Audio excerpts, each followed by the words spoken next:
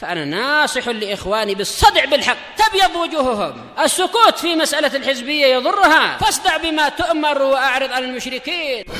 سلامي على دماج ورجالها والشيخ يحيى ودار العلم يا سعد بانيها. Bismillahirrahmanirrahim. Kita lanjutkan bacaan berikutnya terhadap kitab Al-Mi'iyah karya Imam Ibnu Abil Izz rahmatullahi alaih yang berkaitan masalah As-Sirah An-Nabawiyah, yang mana sekarang kita akan masuk ke pembahasan yang baru. Akhir-akhir daripada kitab ini ya. Dalam waktu dekat kita akan selesaikan kitab ini dan akan berpindah kitab yang bagus seputar akidah Ahlussunnah wal Jamaah. Nah, dan siapkan untuk menghafal nanti insyaallah taala ya. Kita lihat di sini. Qala al-mu'allif asbahullah thumma an-najashi na'a wa shalla. Ada sebelumnya karena wa ja'atul wufudu fiha tasra. Hadza min nisahu ala syahra. Kita bahas ini dua pembahasan insyaallah taala. Thumma an-najashi na'a wa shalla alaihi min taibatan nal fadla. Pembahasan pertama adalah mulai datangnya utusan-utusan banyak sekali.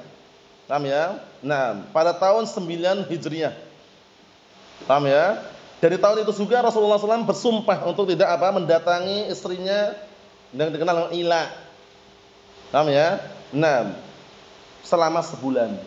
Karena Ila bersumpah, wallahi la na'ti ahli, demi Allah aku tidak akan mendatangi istriku. Maksudnya membiarkan dalam keadaan tetap kasih nafkah cuma tidak berhubungan badan, itu enggak boleh lebih dari 4 bulan. Maksimal 4 bulan. Paham ya?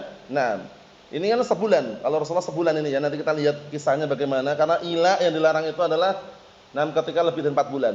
Nah, ketika selama belum 4 bulan kok ternyata melanggar Ila tadi. Ila itu artinya sumpah.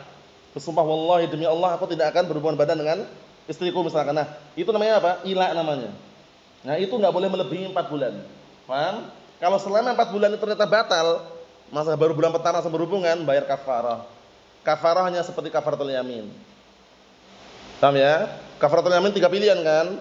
Imma bebaskan budak atau memberi makan orang miskin berapa? 10 orang miskin sampai kenyang, atau puasa 3 hari berturut-turut. Mafhum? Makanya kalau enggak harus ila, enggak usah ila. Karena ila ini resikonya besar kalau seandainya sampai membatalkan kafarah. Kalau enggak membatalkan, enggak boleh lebih dari 4 bulan. Nanti kita bahas atau di dalam kitab fikih dijelaskan nanti. Kita lihat dulu sini. Kata beliau, dan pada bulan tersebut, pada tahun tersebut, tahun 9 Hijriah, as-sanatasi min hijrah wa sama dzalika al-'am, dan tahun tersebut dinamakan dengan tahun apa? 9 Hijriah tersebut Amul Wufud. Tahun tersebut tahun 9 Hijriah dikenal dengan apa? Amul Wufud. Tahun banyaknya utusan-utusan yang datang. Utusan dari berbagai negeri datang kepada Rasulullah SAW, dari beberapa tempat wilayah datang kepada Rasulullah SAW. Likasratul wufud alladzina ja'u ilan nabi alaihi salatu wassalam, karena banyaknya utusan-utusan yang datang kepada Nabi sallallahu alaihi wa ala alihi wasallam. Mafhum insyaallah ya? Tatsra, mana tatsra ay wafdan ba'da wafdin mutatabi'in. Tatsra itu dalam bahasa Arab maknanya adalah beruntun. Jadi silih berganti terus, datang ini pergi datang lagi. Yang satunya rombongan pertama pergi datang lagi gitu. Namanya saling susul menyusul. Itu namanya tatsra. Qala Ibnu Katsir, nah ini rujukannya dalam kitab Al-Fusul, wa tawataratul wufud hadhihi sanah, dan banyak kunjungan dari orang, maksudnya banyak utusan-utusan yang datang di tahun tersebut. Tahun berapa tadi? 9 Hijriah. Wa ba'daha, dan setelahnya ala Rasulullah SAW, sampai maksudnya setelah 9 Hijriah pun masih banyak yang berdatangan kepada Rasulullah SAW mut'inatan bil Islam, dalam keadaan tunduk dengan agama Islam, berbondong-bondong. Ini dah akhir-akhir tanda-tanda, di antaranya tanda-tanda apa? Meninggalnya Rasulullah sallallahu alaihi wa ala alihi wasallam. Maksudnya di antara tanda-tandanya banyak orang yang masuk Islam berbondong-bondong. Dalam surat apa itu? An-Nasr itu kan, idza jaa nasrullahi wal fath wa ra'aitan nasa yadkhuluna fi dinillahi afwaja, berbondong-bondong. Paham ya? Masuk Islam berbondong-bondong. Wa dakhilina fi dinillahi afwaja, dan mereka dalam keadaan masuk ke dalam agama Allah Taala secara berbondong-bondong, banyak langsung rombongan. Hadza wa min nisahu ala syahra. Kata beliau, inilah yang terjadi dan di tahun tersebut Rasulullah SAW melakukan apa? Ala itu maksudnya adalah melakukan sumpah ila, namanya ila perbuatannya. Ayat kama ja'a bis sahihain anna Nabiyya sallallahu alaihi wasallam ala min nisa'i syahra. Bahwasanya Nabi SAW waktu itu bersumpah untuk tidak mendatangi istri-istrinya, mendatangi dalam artian tidak berhubungan badan selama sebulan. Falamma madha 29 yawman ghada aw raha. Kemudian tatkala berlalu selama 29 hari, karena 29 hari termasuk sebulan juga ya. Sebulan itu 30 hari ya, 29 hari. Jadi enggak ada 31 hari aslinya. Kalau dalam bulan Islam loh ya. Dalam bulan Islam 30 29. Kalau bulan-bulan yang Masehi ini kan 31 ada kan? Kalau bulan Islam 30 29. Mafhum? Naam. Kemudian setelah selesai 29 hari beliau ghada pulang, ar-raha kembali. Qila lahu innaka halafta alla tadkhul syahran.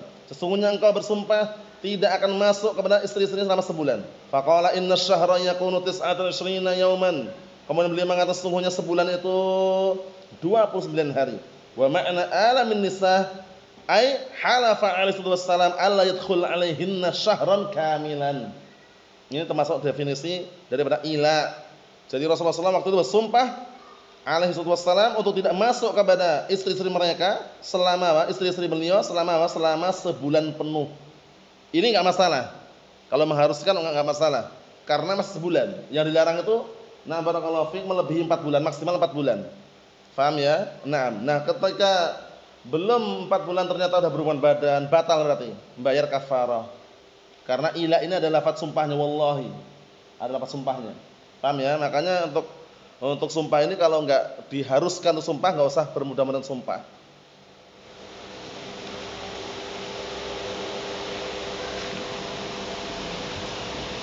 Paham ya? Kalau tidak diharuskan untuk sumpah, jangan bermudah-mudahan untuk apa? Untuk sumpah. Mafhum insyaallah? Na'am barakallahu fiikum. Mafhum insyaallah ya? Jadi sumpah ini bukan perkara mainan, tapi kalau seandainya sumpah, yamin itu nanti kalau batalkan kafarah. Kafarahnya 3 pilihan tadi. Imam bebaskan budak jelas enggak punya kita kan. Imam ngasih makan 10 orang miskin sampai kenyang. Sampai kenyang loh ngasih makannya, bukan yang penting kasih makan enggak, sampai kenyang. Kalau dia masih makan belum kenyang kasih lagi. Konsekuensinya seperti itu. Antum kasih Indomie misalkan, 1 bungkus nasi padang, sudah ada 1 botol Sprite misalkan, nah, masih belum kenyang kasih lagi. Sampai kenyang. Namanya sebutkan dalam penjelasan riwayat itu apa? Hatta yashba'un, hingga mereka kenyang. Paham ya? Jadi bukan semata-mata kasih makan udah selesai. 10 orang miskin sampai kenyang. Nah, dan nanti kalau antum ke Yaman sana kalau misalkan belajar di Darul Hadis atau yang semisalnya, itu antum merasakan nanti biasanya sasaran kafarah itu orang Indonesia. Paham ya? Karena orang Indonesia itu dianggap walaupun di sana kaya, walaupun di Indonesia kaya, tapi di sana itu dianggap menurut mereka itu orang-orang yang apa ya? Dianggap orang-orang yang di bawah lah. Sehingga mereka itu menerima kafarah itu sangat mudah. Jadi kalau misalnya ada kafarah itu biasanya sasaran Indonesia. 10 orang Indonesia udah kasih kafarah. 1 kardus Indomie, nasi sama Pepsi 2 botol udah selesai. Karena orang Indonesia udah kenyang. Kalau orang Arab itu kan kenyangnya lama. Dalam artian kalau antum lihat kalau diundang orang Arab yang undang itu enggak sekali makan loh. Pertama kali mungkin masih camilan. Roti-roti itu. Yang kedua roti khubus sama lauknya. Yang ketiga nanti nasi sama lauk-lauknya. Yang keempat penutupan mungkin sambil minum qahwah atau kopi itu baru selesai. Kalau orang Indonesia kan 1 kardus Indomie, kasih beras, Pepsi 2 udah kenyang. Menurut orang Arab seperti itu. Nah, tapi kalau belum kenyang kasih lagi. Paham ya? Nah, barakallahu fiik. Nah, yang ketiga puasa 3 hari berturut-turut itu pilihannya. Jadi tinggal milih mana. Makanya kalau enggak mengharuskan untuk sumpah tidak perlu sumpah. Kita lihat berikutnya, summan Najasyi na'a wa shalla alaihi min taibatan nalal fadla. Kemudian setelah itu meninggallah Raja An-Najasyi. Nah, dan Rasulullah SAW mengumumkan ketika hari yang Najasyi meninggal. Siapa namanya Najasyi ini? Ashamah. Kemudian beliau salat bersama para sahabat. Summan Najasyi Malikul Habasyah alladzi hajara ilaihi sahabal kiram fa'awahum wa nasarahum wa ahsana qirahum. Yang mana Najasyi ini adalah penguasa Habasyah. Habasyah sekarang dikenal dengan negara apa? Ethiopia. Negara Ethiopia itu negara bisa dikatakan bukan negara kaya. Kebanyakan penghuninya atau penduduknya itu berkulit hitam, kebanyakan mereka. Seperti Somalia, Ethiopia, paham ya? Nah, Kemudian barakallahu fiik, mereka adalah orang-orang yang apa? Para sahabat yang waktu itu hijrah ke mereka, dan Najasyi ini yang melindungi mereka dan menolong mereka, dan yang apa? Yang telah berbuat baik kepada mereka, menjamu sebagai tamu. Qira itu tamu. Na'a ay anna Nabi sallallahu alaihi wasallam na'an Najasyi. Na'a itu mengumumkan kematian Najasyi, fa akhbara ashabah radhiyallahu anhum bi wafati. Kemudian Rasul mengabarkan para sahabatnya dengan apa? Dengan meninggalnya Najasyi. Wa shalla alaihi salatul ghaib. Ini pendapat yang kuat. Jadi waktu itu Rasulullah salat jenazah untuk Raja Najasyi, bukan datang ke Habasyah, bukan. Itu pendapatnya lemah. Paham ya? Atau Najasyi dibawa ke Madinah, itu juga salah. Tapi bagaimana pendapat yang kuat? Salatnya salat ghaib. Salat ghaib itu mayitnya enggak ada di hadapannya, mayitnya di luar sana. Dan disyariatkan ketika enggak ada nyolatnya sama sekali. Diprediksikan di Habasyah waktu itu, kebanyakan orang-orang Nasara kan, khawatir enggak ada nyolatkan gitu loh. Sehingga Rasulullah berinisiatif dan para sahabatnya menyolatkan Raja Najasyi. Berarti salat ghaib ini kalau sudah ada nyolatkan enggak perlu disolatkan. Enggak perlu salat ghaib lagi. Bisa dipahami? Na'am barakallahu fiik. Rasulullah sallu ala akhikum. Salatkanlah saudara kalian fa innahu mata bi ghairi ardikum. Karena sesungguhnya dia meninggal bukan di bumi kalian. Najasyi. Paham ya? Salat ghaib. Jadi salat ghaib ini ditunaikan, ditegakkan itu biasanya sebagaimana jelaskan para ulama itu karena apa? Di tempat yang sanad, na'am barakallahu fiik, di kemungkinan besar enggak ada nyolatkan gitu loh. Karena mayoritasnya orang kufar. Sehingga khawatir enggak ada nyolatkan, dosa semua kan. Nah, inisiatif menyolatkan. Inisiatif untuk menyolatkan. Naam. Ingat-ingat yang pendapat yang kuat salat ghaib ya, salatul ghaib. Bukan Rasulullah hadir ke Habasyah, bukan juga para Najasyi dibawa ke Madinah, itu juga salah. Min Thayyibatan al-fadla, dari Madinah, ay fanala hadzal fadla minal Madinah. Maka beliau mendapatkan keutamaan ini dari Madinah. Haitsu inna Nabiy sallallahu alaihi wasallam, maksudnya nah barakallahu Raja Najasyi mendapatkan keutamaan dari kota Madinah. Kenapa? Haitsu inna Nabiy sallallahu alaihi wasallam shalla alaihi fiha wa khalfahu ashabuhu radhiyallahu anhum, masyaallah. Dikarenakan waktu itu Rasulullah SAW menyolatkan Raja Najasyi di mana? Di Madinah, dan di belakang Rasulullah para sahabatnya. Luar biasa. Naam. Wa fi sahihain, rujukan sahihain, anna Rasulullah SAW na'an Najasyi fil yaumil ladzi mata fi. Bahwasanya Rasulullah SAW itu mengumumkan kematian Najasyi di hari yang beliau meninggal di situ. Di hari tersebut, kharaja ilal musalla fasaffa bihim wa kabbara arba'an. Kemudian beliau keluar ke musalla. Musalla itu masjid atau apa? Tanah lapang ya, tanah lapang, lapangan itu. Kemudian beliau merapikan saf mereka para sahabat dan bertakbir 4 kali takbir. Allahu akbar. Baca apa Hizam? Doa istiftah atau Al-Fatihah langsung? Al-Fatihah langsung. Allahu akbar. Pendapat yang kuat takbir hanya ngangkat yang pertama aja, pendapat yang kuat walaupun ada khilaf. Ada yang mengatakan setiap kali takbir angkat tangan, tapi pendapat yang kuat yang pertama saja. Allahu akbar, Al-Fatihah. Allahu akbar, baca apa Ishaq? Yang kedua, shalawat Ibrahimiyah. Allahumma shalli ala Muhammad wa ala Muhammad kama shallaita ala Ibrahim wa ala ali Ibrahim innaka Hamidum Majid. Ya kan? Wa barik ala Muhammad wa ala Muhammad kama barakta ala Ibrahim wa ala ali Ibrahim innaka Hamidum Majid. Kemudian Allahu akbar, takbir yang ketiga baca apa? Doa untuk si mayit. Allahumma ighfir lahu warhamhu wa'afihi wa'fu anhu. Khilaf di antara para ulama, apakah kita niat mayitnya laki-laki atau perempuan? Kalaupun kita enggak tahu, kembali ke mudzakkar. Karena mayitun dihukum mudzakkar, walaupun perempuan pun mayit juga. Ya enggak? Perempuan mayit atau mayitah? Mayit. Laki-laki dia mayit. Paham ya? Sehingga yang dia enggak ngubah dhamirnya, walaupun yang meninggal perempuan pun enggak masalah. Itu pendapat Imam Syaukani rahimahullah taala, teman lupa rujukannya. Jadi kembali ke lafaz mayit. Mayitun itu umum, laki-laki perempuan mayit juga. Ada mayit laki-laki atau perempuan, enggak usah nanya, mayit. Itu kalau kembali ke lafadznya.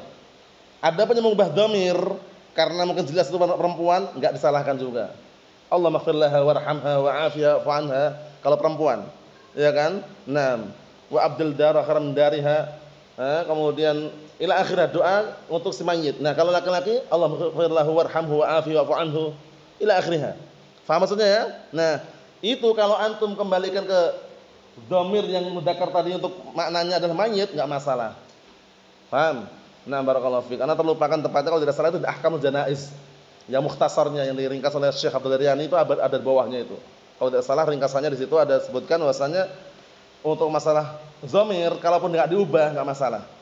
Karena dhamirnya kembali ke mayit. Mayit itu umum. Laki-laki perempuan mayit juga. Bisa dipahami ya? Nah, barakallahu fiik. Kemudian Allahu Akbar setelah takbir keempat ngapain Gaza? Rukuk enggak?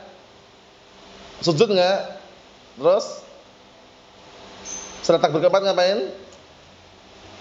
Salam. Salam ya, salam. Assalamualaikum warahmatullahi.